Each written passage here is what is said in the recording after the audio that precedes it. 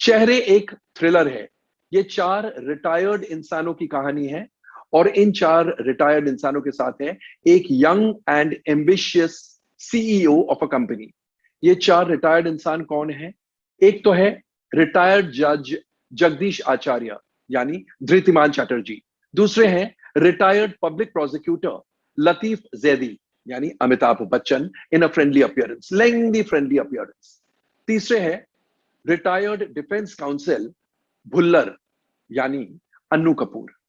और चौथे हैं रिटायर्ड हैंगमैन हरिया यानी रघुवीर यादव। और जो young and ambitious CEO of a company है वो है समीर मेहरा यानी इमरान हाशमी। अब होता यूं है, समीर मेहरा दिल्ली जा रहे हैं और एक शॉर्टकट रूट वो लेते हैं। He is passing through a very snowy area. Snow बहुत ज्यादा गिर रहा है और वो एक शॉर्टकट लेते हैं, लेकिन ये शॉर्टकट उन्हें बहुत महंगा पड़ता है क्योंकि एक बहुत बड़ा पेड़ उनकी गाड़ी के सामने आके गिर जाता है। अब ये सब देख रहे हैं भुल्लर साहब। भुल्लर साहब जो रिटायर्ड डिफेंस काउंसिल है, डिफेंस लॉयर है। तो भुल्लर साहब कहते हैं अब ये झाड़ को यहां से निकालने में एक हफ्ता भी लग सकता है, एक महीना भी लग सकता है। क्यों ना मेरे दोस्त के घर आप चले, पास में ही है। एंड वो दोस्त है रिटायर्ड जज जगदीश आचार्य। जगदीश आचार्य साहब के यहां हरिया यानी रिटायर्ड हैंगमैन ऑलरेडी है। अब ये तीन दोस्त चौथे दोस्त की ताक में है, चौथे दोस्त के लिए वेट कर रहे हैं। और वो चौथे दोस्त आप तो जानते हैं वो है Latif Zaidi the retired public prosecutor यानी Amitabh Bachchan. In the meantime Sameer Mehra उस घर में कंफर्टेबल होते हैं with the assistance of the maid Anna. Anna यानी रिया चक्रवर्ती। अब बहुत जल्द लतीफ जैदी वहां आ जाते हैं और इंट्रोडक्शंस होते हैं, वगैरह वगैरह बातचीत होती है। और फिर ये चारों दोस्त मिलके इनिशिएट करते हैं समीर मेहरा को एक गेम में। पहले तो समीर मेहरा सोचते हैं ये गेम एक इनोसेंट गेम है, क्या फर्क पड़ता है। लेकिन जैसे ये गेम, और वो गेम क्या है, एक मॉक कोर्टरूम ट्रायल, जैसे ये गेम प्रोग्रेस करता है समीर मेहरा को लगता है ये तो बहुत डेंजरस गेम हो रहा है। तो वो डर भी जाते हैं, ऐसे लगता है वो गेम पूरा नहीं खेलना चाहते हैं, ऐसे लगता है कि शायद वो गेम अधूरा छोड़ देंगे। लेकिन अंत में क्या होता है? सबसे पहला सवाल तो ये सिनिस्टर, ये इतना डेंजरस गेम क्यों है? सेकेंडली एना कौन है? थर्डली क्यों समीर उस गेम से भागना चाहते हैं?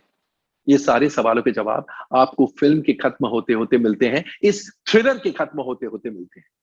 तो ये तो हुई इन शॉर्ट कहानी। आइए सबसे पहले एनालाइज करते हैं या यूं कहिए डाइसेक्ट करते हैं इस थ्रिलर के कथा, पटकथा और संवादों को। कहानी इंटरेस्टिंग है और आपको बता दूं इससे पहले आपने ऐसे टाइप की कहानी हिंदी पर्दे पर, हिंदी सिनेमा के पर्दे पर नहीं देखी होगी। बहुत ही यूनिक, बहुत ही डिफरेंट कहानी है। और इस कहानी का फर्स्ट हाफ बहुत ज्यादा इंटरेस्टिंग है क्योंकि ये सस्पेंस एलिमेंट बना रहता है और एक मिस्ट्री सा माहौल बन जाता है। सेकेंड हाफ का जो शुरू का पोर्शन है वो भी बहुत इंटरेस्टिंग है, लेकिन सेकेंड हाफ का लैटर पोर्शन थोड़ा ढीला पड़ जाता है। स्क्रीन प्ले है रंजीत कपूर और रूमी जाफरी का। मैं यहां पर आपको बता दूं रूमी जाफरी इस फिल्म के डायरेक्टर भी है और ये उनकी पहली फिल्म है बतौर डायरेक्टर। तो screen play again interesting.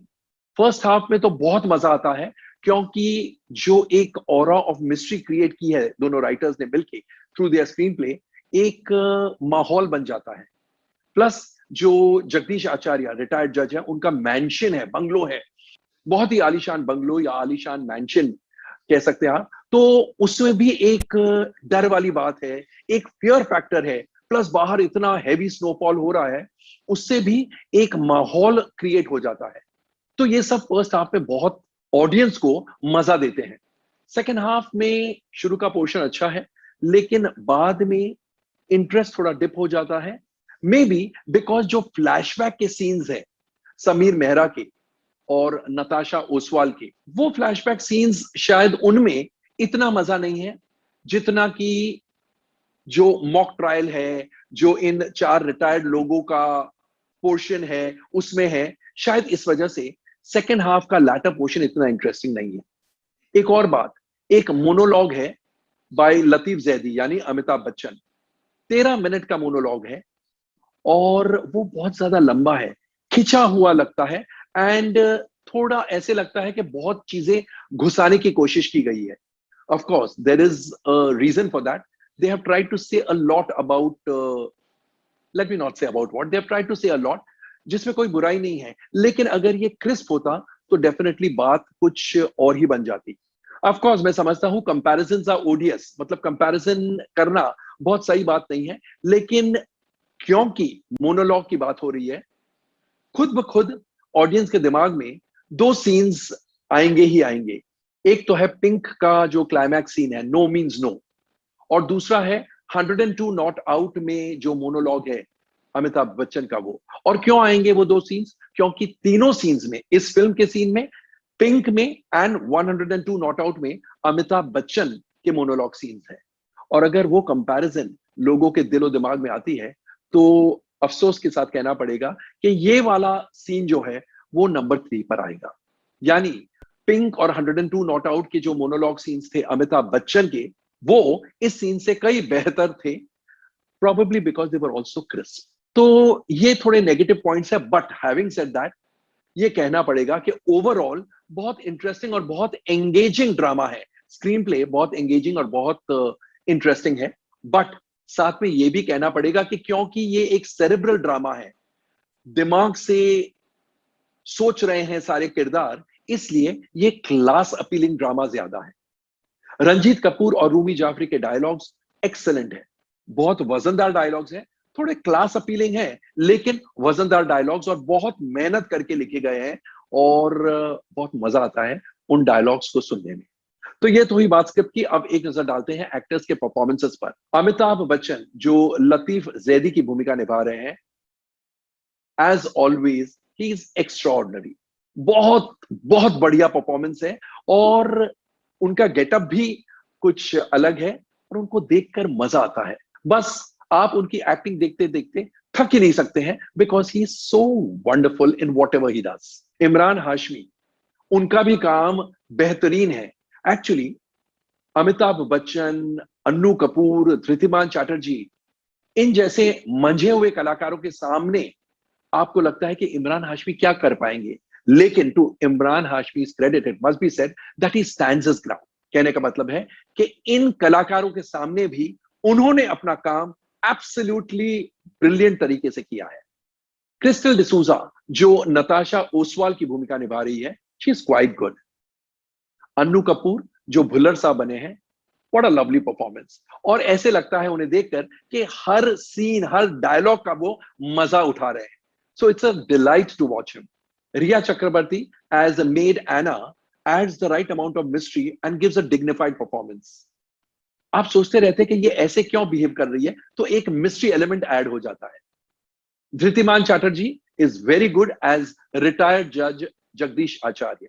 Raghubir Yadav जो हरिया प्ले कर रहे हैं, again he definitely leaves a fine mark. सिद्धांत कपूर जो बने हैं, he definitely makes his presence amply felt. Sameer Soni जो मिस्टर ओसवाल की भूमिका निभा रहे हैं, छोटा सा रोल है, इज क्वाइट ओके.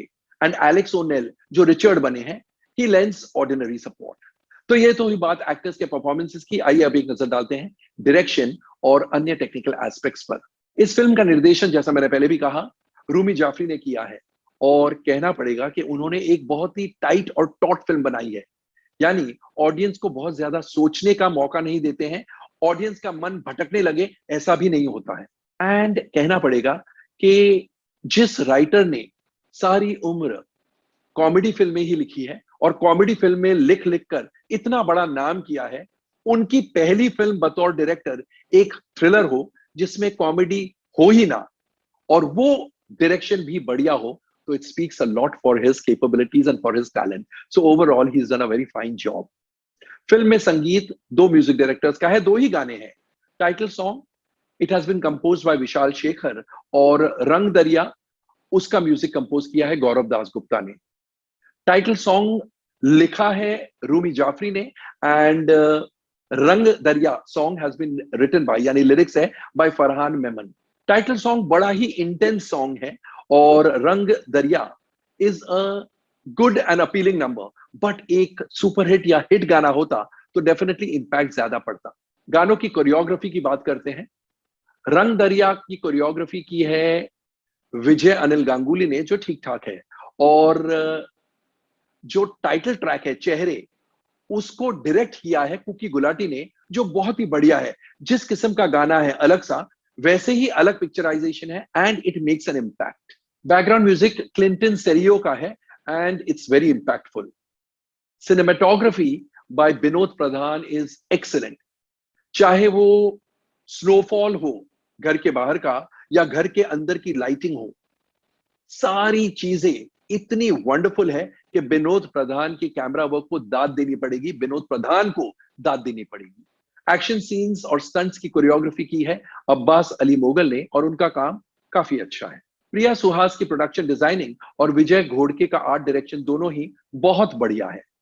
और बोधादित्य बैनर्जी की एडिटिंग शार्प है, क्रिस्प एंड शार्प। तो ओवरऑल चेहरे एक अच्छी लिखी और अच्छी बनी फिल्म है, जिसमें एक्टर्स के परफॉर्मेंसेस बहुत मजेदार है।